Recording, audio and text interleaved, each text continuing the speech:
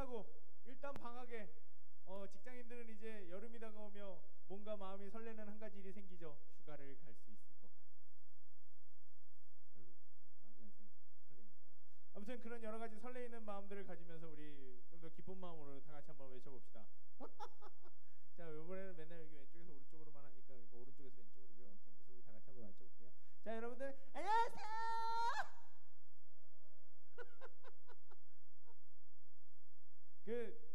여러분들한테 한번 항상 얘기하고 싶은 건 말이에요. 교회 오면 약간 좀 나사가 살짝 부러진 것처럼 지내도 상관없어요. 세상에서 하도 이렇게 타이트하게만 지내니까 그잖아요. 막 이렇게 살아야 되잖아. 긴장하고 살아야 되잖아. 그런데 좀 교회 오면은 슬쩍 이렇게 나사 한 가지 좀 부러진 것처럼 좀 편안하게 살아도 돼요.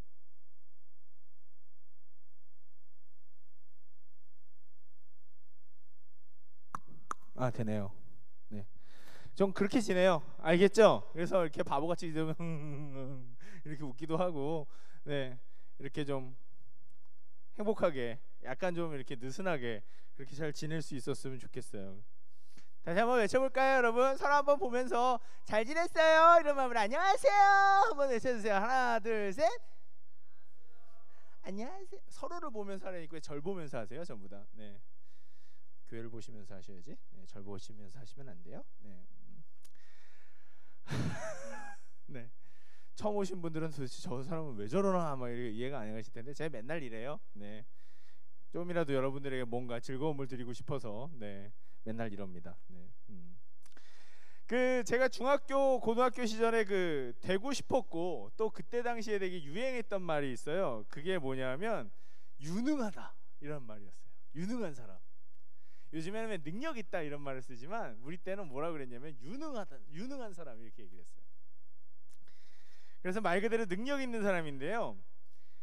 그 말의 의미는 요즘에도 똑같이 계속 통하는 것 같아요. 그래서 시대마다는 좀 그게 틀립니다. 그래서 저희 때는 유능한 사람이다 그러면 대기업에 취직해서 막 글로벌 전 세계를 이렇게 다니면서 막 커다란 프로젝트를 만들어내고 막 뻥뻥 터트리고 막 이런 사람, 이런 사람이 좀 유능한 사람 이런 이미지였어요. 저 어렸을 때는.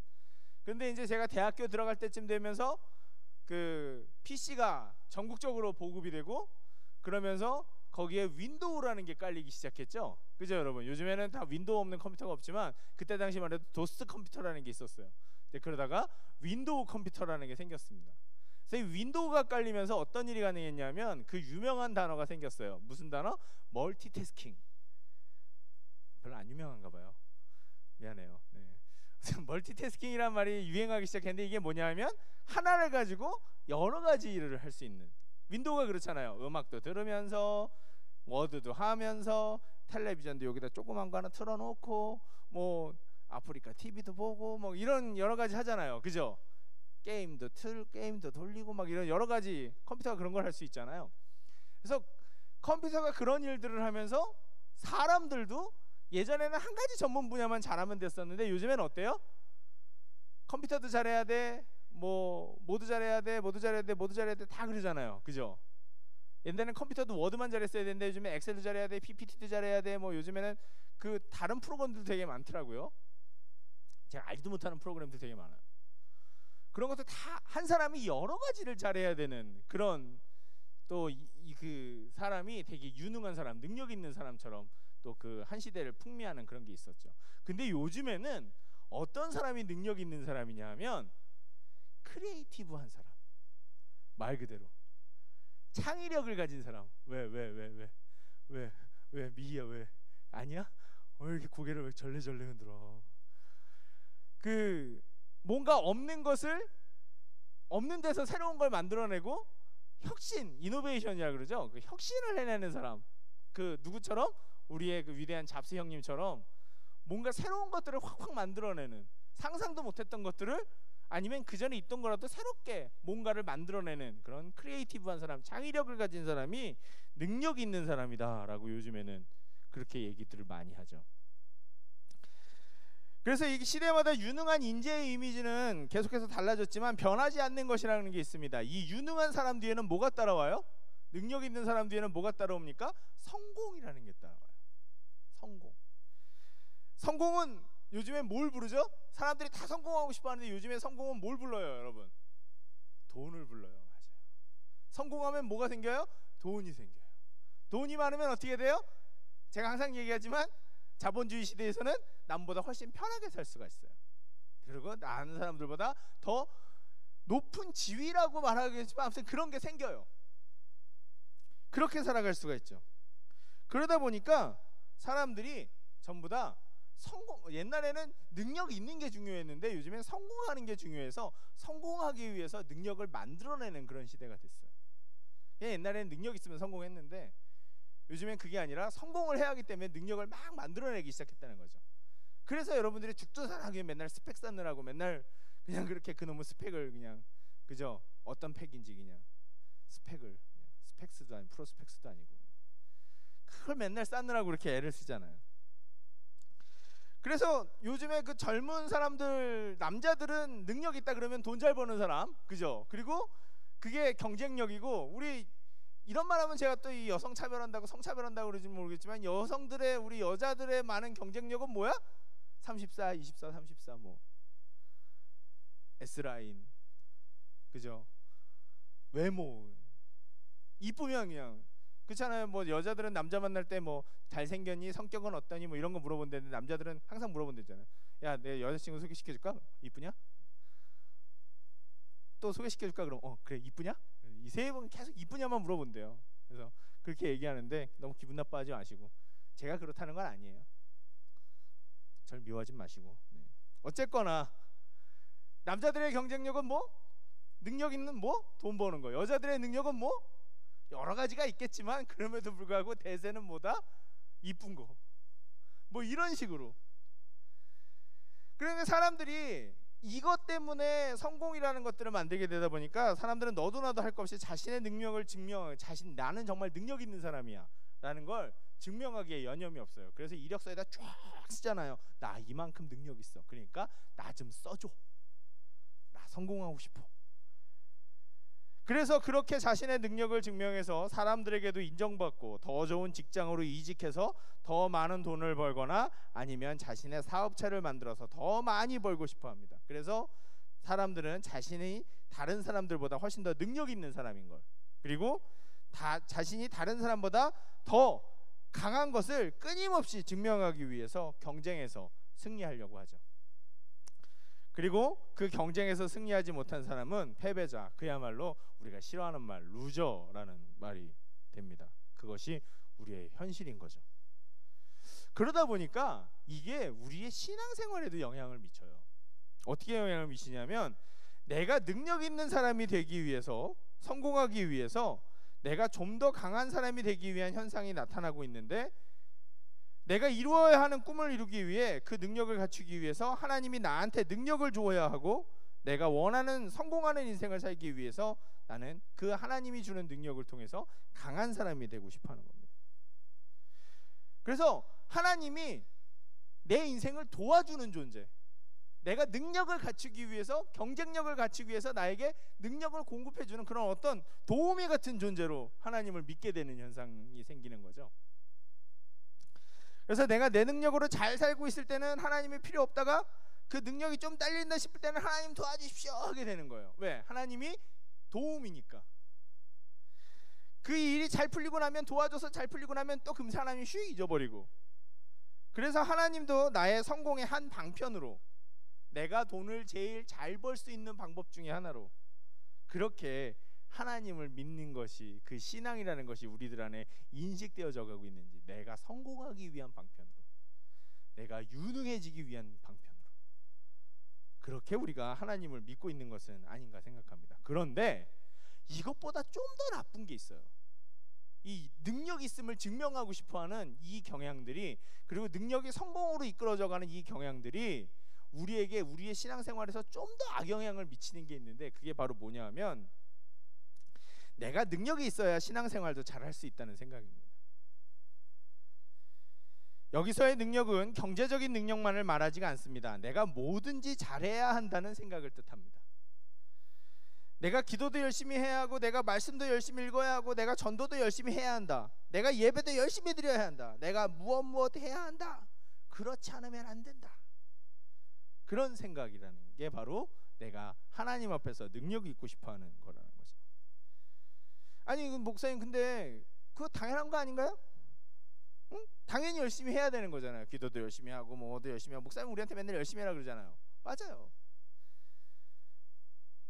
우리가 하나님 앞에서 열심히 노력하는 게 맞긴 하죠. 그런데 여기서 우리가 잘 생각하고 짚고 넘어가야 되는 게 바로 뭐냐면 신앙생활도 내가 그렇게 열심히 노력해서 내 힘으로 해나가며 그래서 하나님 앞에서 내 능력을 증명하고 싶어하고 다른 사람들 앞에서도 증명하고 싶어지는 내가 하나님 앞에서 능력 있는 사람이다 라고 하나님과 사람 앞에서 인정받고 싶어하는 그 생각이 나쁜 거라는 거죠. 그리고 이런 생각이 우리 안에 가득 차 있을 때 나 자신이 그렇게 노력하지 않는 모습을 보일 때, 즉 신앙생활 안에서 조금 무능력해 보인다, 나 자신이 신앙생활 안에서 좀 내가 무능력해 보인다라는 그런 모습들을 내가 살짝 보이기 시작하면, 그리고 내가 느끼기 시작하면 나는 그걸 인정할 수가 없는 거예요. 왜? 나는 하나님 앞에서도 능력 있는 사람이래.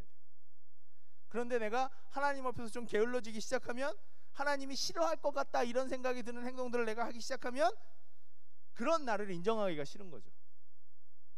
이런 내가 아니었는데 나 왜 이럴까? 그래서 그런 걸 인정하지도 않아요. 왜? 나는 능력 있는 사람이어야 되기 때문에. 능력 있는 사람이어야서 그렇기 때문에 나는 우리 자신의 무능력과 실패하는 것을 인정하기 싫어하고 그것을 하나님 앞에 부끄러운 것으로 여기고 감추려고만 합니다. 내가 못할 수도 있고 잘못할 수도 있는데 그런 것들이 용납이 안 되는 거죠. 왜? 나는 하나님 앞에서도 잘해야 되니까, 잘해서 인정받아야 되니까. 그러다 보니까 내가 드러나는 나의 조금이라도 무능력한 것들이 드러나는 것들은 하나님 앞에 내놓고 기도하는 것이 아니라 오히려 내 마음속으로, 내 삶 속으로 꽁꽁꽁꽁 감추기 시작한다는 거죠. 그래서 안 그런 척 그렇게 살아간다는 거죠. 그래서 그러한 내 모습이 나를 힘들고 괴롭게 합니다. 뭔가 교회에 와서는 내가 힐링받고 치유받고 자유롭게 되어줘야 되는데 오히려 나는 계속 교회에서도 내가 능력 있어야 되고 내가 잘해야 되고 똑바로 해서 사람들 앞에 인정받고 그런 하나님 앞에도 그런 예쁜 모습만 보여주고 싶기 때문에 점점 더 힘들어지기만 하는 거죠. 여태까지 세상 속에서의 삶 가운데 그런 식으로 나의 무능력함을 인정해버리면 나는 사람들 앞에서 패배자가 되어버렸었기 때문에 내가 신앙생활 가운데서도 그렇게 무능력함을 인정해버리면 사람들한테도 하나님 앞에서도 패배자가 되어버릴까봐 우리는 그것을 인정할 수도 없고, 그렇게 되면 내가 하나님 앞에서 정말 무능력하고 하나님한테까지도 버림받는 아무것도 아닌 사람이 될까봐 그런 모습을 사람들 앞에 보이기 싫어서 사람들 앞에까지도 신앙생활을 하면서도 가면을 쓰게 되어지는, 오로지 모범적인 모습만 보이려고 하는 그런 나의 삶이 되어지기 시작한다는 거죠. 그런데 여러분, 우리가 한 가지 잘 생각해야 하는 것이 있습니다. 하나님은 사람들하고 좀 틀리다고 말씀하시는 거죠. 결론부터 얘기하자면 우리는 하나님 앞에서 유능할 필요가 없습니다. 하나님 앞에서 능력이 있을 필요가 없어요. 왜냐하면 신앙생활이라는 건 능력으로 하는 게 아니기 때문에 그래요. 내가 나의 능력 있음을 증명하는 게 신앙생활이 아니기 때문에 그렇습니다. 내가 하나님 앞에 정말 나 이거밖에 신앙생활 하지 못할까, 왜 나는 이렇게 하나님 앞에서도 잘하지 못할까라는 그것을 느끼게 되는 그 순간은 우리에게 고통과 범민만을 주는 시간이 아니라 바로 진정한 은혜를 받을 수 있는 아주 중요한 시간이라는 걸 우리는 알아야 합니다. 그것은 바로 내가 무능력할 때, 내가 아무것도 할 수 없을 때, 나 자신이 나의 한계를 발견하는 그 순간에, 좀 극단적으로 얘기하면 내가 실패했을 그 시간에, 내가 실패했을 때 바로 내가 하나님을 느낄 수 있는 기회가 가장 가까이서 주어지기 시작한다는 겁니다. 오늘 본문에서 우리 사도 바울 선생님이 뭐라고 얘기했나요? 우리 본문 다시 한번 읽어볼까요? 12장 9절. 되게 참 좋은 게, 약할 때 강함 대신에 나의 보배가 되신 주, 그 찬양의 이 가사가 된 이 본문이거든요. 다시 한번 읽어봅시다. 시작. 나에게 이르시기를 내 은혜가 내게 족하도다. 이는 내 능력이 약한 데서 온전하여짐이라 하신지라. 그러므로 도리어 크게 기뻐함으로 나의 여러 약한 것들에 대하여 자랑하리니 이는 그리스도의 능력이 내게 머물게 하려 함이라. 아멘. 상반절은 하나님이 사도 바울 선생님한테 얘기해 주신 거예요. 내 은혜가 내게 족하도다. 그 하나님이 사도 바울에게 준 그 은혜들이 사도 바울에게 족하다. 내가 허락한 게 족하다. 이는 내 능력이 약한 데서 온전하여짐이라. 이게 뭐냐면 하나님의 능력이 너의 약한 데서 온전하게 드러난다. 이런 말씀을 하시는 거죠. 하나님은 바울 선생님에게 이렇게 이야기하신 겁니다. 하나님의 능력이 약한 데서 온전하여진다고. 누구의 약함에서? 바울의 약함에서, 바울 스스로 자신의 약함에서 하나님의 능력이 온전해진다라고 얘기를 합니다. 바울이 강할 때는 그것이 내 능력인지 하나님의 능력인지 알 수가 없습니다. 그래서 하나님을 잘 느낄 수 없게 되죠. 하지만 바울이 아무것도 할 수 없어서 하나님께 정말 두 손 두 발 다 들고 도움을 요청하기 시작할 때는 하나님의 일하심과 하나님의 도우심이 명확하게 드러나기 시작합니다. 그리고 하나님의 진정 강함이 바울의 삶 속에서 드러나기 시작하는 겁니다. 그리고 그것은 나의 능력이 아닌 하나님의 능력이기 때문에 또 절대로 꺾이지도 않습니다. 그것이 바로 내가 약할 때 강해지는 비밀인 것입니다. 지난번에 우리가 그 본문 한번 읽었죠. 고린도후서 4장 7절. 우리가 질그릇 안에 보배를 가졌으니 이는 능력의 심히 큰 것이 나에게 있지 않고 하나님께 있게 함을 알게 하려니라. 우리는 무능합니까? 유능합니까? 여러분, 유능한 부분도 있고 무능한 부분도 있겠죠. 우리는 유능한 부분은 드러내려고 하고 무능한 부분은 감추려고 합니다. 그리고 나의 무능함을 한탄하며 나를 원망하기도 하고 세상을 원망하기도 하고 부모님을 원망하기도 하고 하나님을 원망하기도 합니다. 나는 왜 이렇게 이거밖에 안 될까? 하지만 오늘 말씀은 이렇게 얘기합니다. 나의 약한 것이, 나의 무능한 것이 오히려 하나님의 은혜다. 하나님의 은혜가 드러나는 순간이다. 하나님은 때로 이것을 우리에게 깨닫게 하시기 위해서 우리가 죄 지을 때도 가만히 계실 때가 있습니다. 그런데 이거는요, 너 네 멋대로 살아봐라, 한번 네 멋대로 살다가 어때 잘 되나 보자 그러고 한 번씩 던져주는 방치, 유기가 아니라, 그냥 유기해 두는 그런 게 아니라, 이제 사춘기를 겪는 청소년들이 부모의 간섭을 싫어하며 무엇이든지 자신이 원하는 대로 하려고 할 때 그 사춘기 소년 소녀들을 보호해주는 부모님의 마음과도 비슷한 겁니다. 사춘기로 방황하는 사람들에게 진정 자녀를 사랑하는, 물론 부모님들은 자녀를 다 사랑하지만 정말 사랑하는 방법을 아는 부모님들은 어떻게 해요? 방황하도록 여지를 만들어줍니다. 혼란스러운 걸 혼란스럽도록 스스로 느끼도록 여지를 만들어줍니다. 공간과 시간을 만들어줘요. 그래서 그 속에서 혼자 고민하고 고민해서 결론을 낼 수 있도록, 혹여 그 아이가 원하는 대로 가다가 실패하고 좌절할 때도 겉봐라, 내가 그거 하지 말라 그랬잖아 이놈 새끼야, 이게 아니라 괜찮아, 인생에는 언제나 실패가 있단다. 그러니 우리는 또 시작하면 돼, 괜찮아.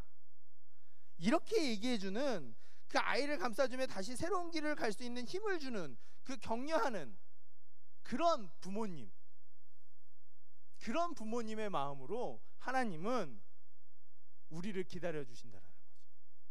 때때로 우리가 그 실패해 보지 않으면, 왜 우리가 똥인지 된장인지 찍어봐야 아냐라고 얘기하지만 꼭 찍어 먹어보고 싶을 때가 있잖아요. 다른 사람들이 다 아니라 그래도 내가 꼭 해보고 싶을 때가 있잖아요.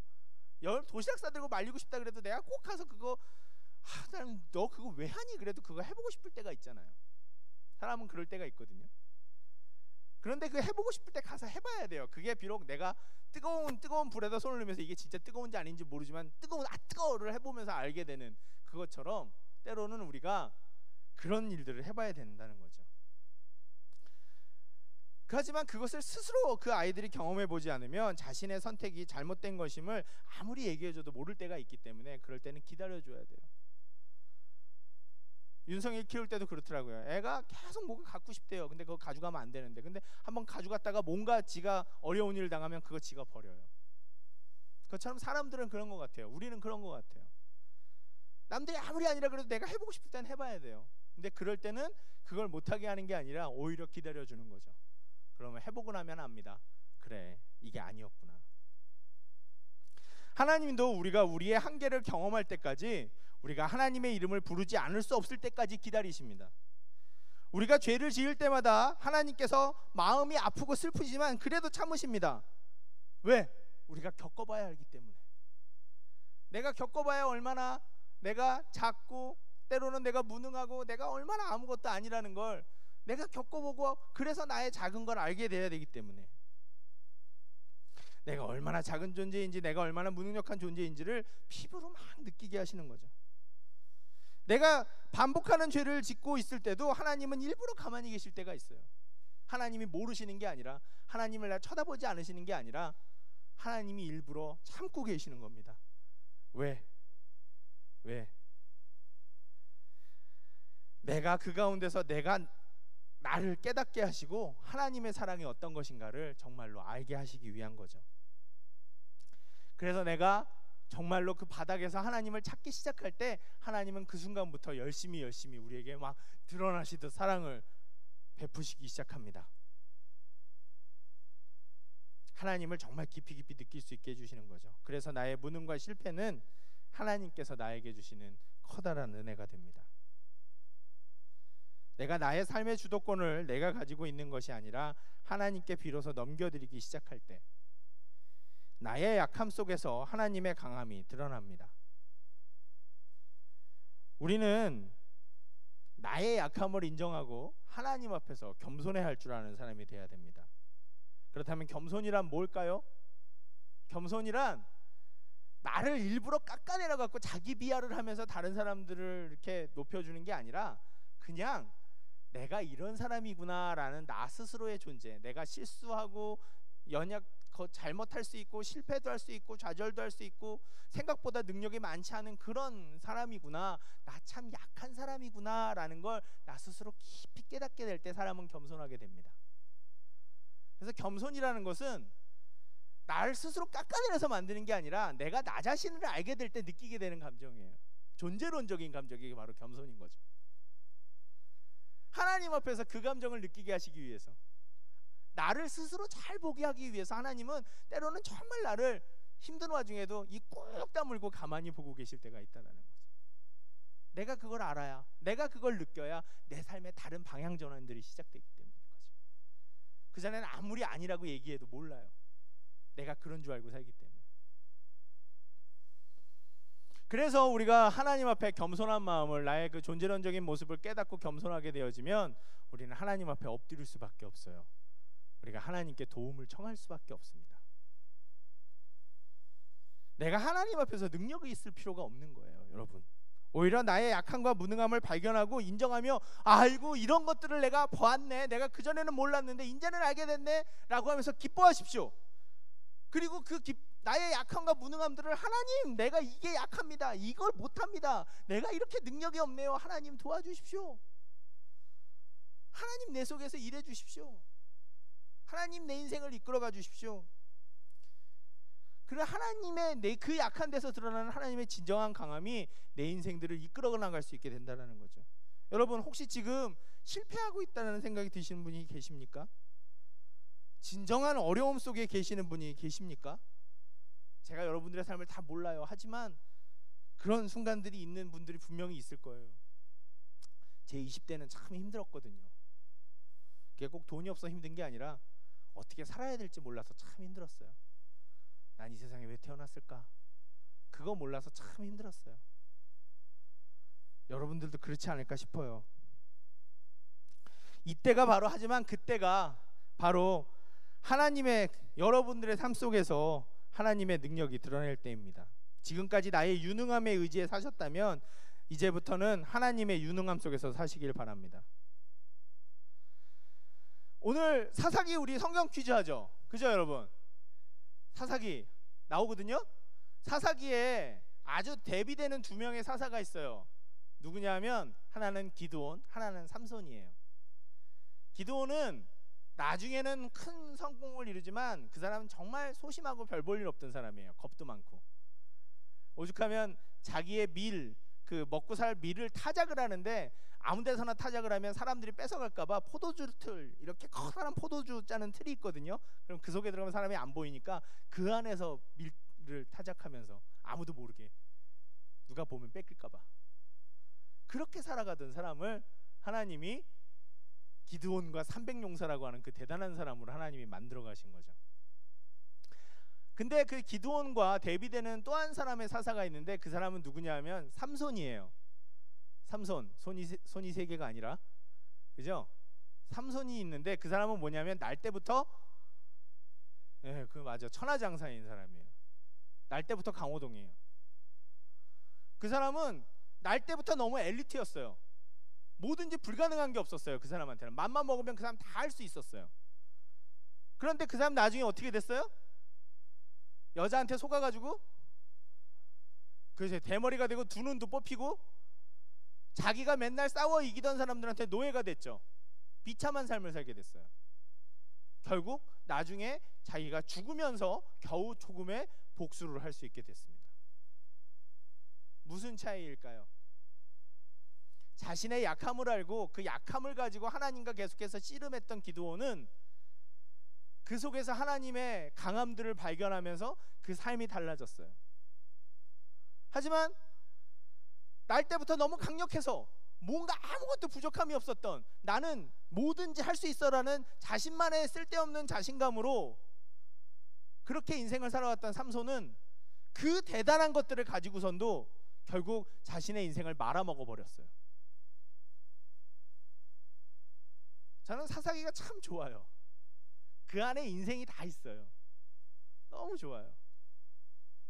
여러분, 나는 왜 이럴까 생각이 드시죠? 나는 왜 이런 집에 태어나서, 이런 생각도 드시고, 나는 왜 얼굴이 이렇게밖에 못생겼을까? 여러분, 저도 살아요.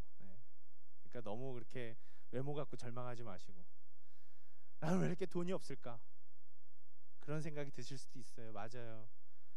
저도 빚에 쫓겨보니까 돈 없는 것만큼 힘든 게 없더라고요. 그런 생각이 드실 수 있죠. 하지만 여러분은 하나님한테 와서 예배드리는 사람들입니다.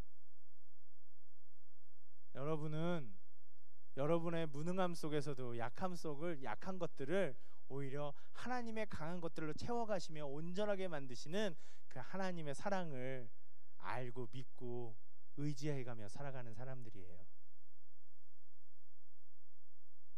엘리트들을 부러워하지 마십시오.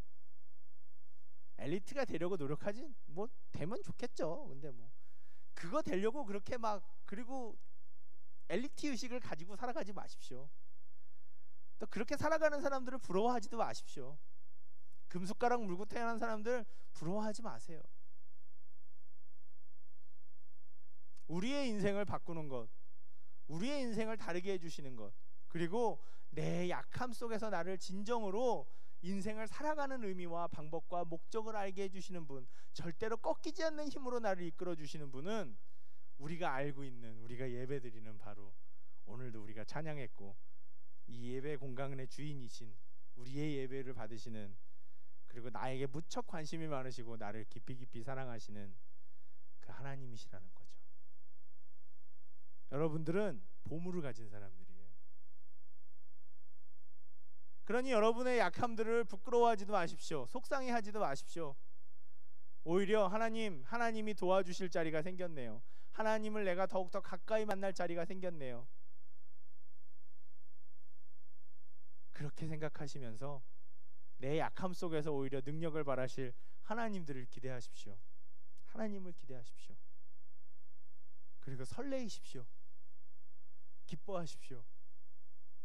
그러면 세상은 우리가 약한 것을 부끄럽게 생각하게 하고 더 경쟁해라, 더 노력해라, 더 해라 그러면서 우리의 마음을 힘들게 만들고 우리의 목을 조여오지만 미친 듯이 살아라 이렇게 얘기하니까 어떤 광고에서 그러더라고요. 좀 정상으로 살면 안 되나? 맞아요. 우리 맨날 왜 미친 듯이 살아야 됩니까?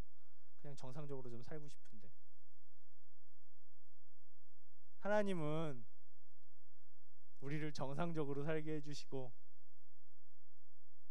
우리가 능력이 없고 힘이 없고 아무것도 없어서 절망에 좌절 속에 허벅대고 있을 때도 그 순간에 나를 다시 세워주시는, 다시 나를 살아가게 해주시는, 내 약함을 강함으로 바꿔주시는 바로 그분이십니다.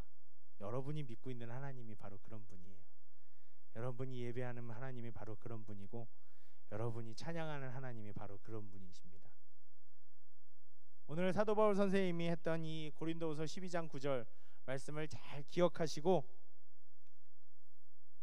그렇게 우리의 약함 속에서 강하게 되시고, 그리고 때로는 우리의 약함을 드러내시기 위해서 자신의 마음도, 그 사랑하는 존재가 아파하는 걸 보면서도 하나님의 마음도 찢어지고 아프지만 그걸 참아가시며 기다리고 계시는, 우리 스스로 알게 하시는 하나님의 인내를 우리가 또한 기뻐하면서, 그래서 하나님이 내 인생 가운데 그렇게 조용하셨군요, 가만히 계셨군요, 알게 되는 그런 날들을 기다리면서 힘을 냈으면 좋겠습니다. 우리가 약하다고 해서, 우리가 다른 사람들보다 약간 더 무능력해 보인다고 해서 절대로 우리는 가치 없는 존재도 아니고, 오히려 더 하나님의 사랑을 깊이 많이 받고 더 기뻐하고 더 소중하게 하나님과 함께 살아갈 수 있는 존재인 것을 기억하시고 믿으면서 여러분들의 큰 마음의 위로와 회복과 힘들을 얻으셨으면 좋겠습니다. 기도하겠습니다. 그렇습니다. 주님, 고린도후서의 말씀처럼, 고린도전서의 말씀처럼 우리 가운데 그렇게 능력 있고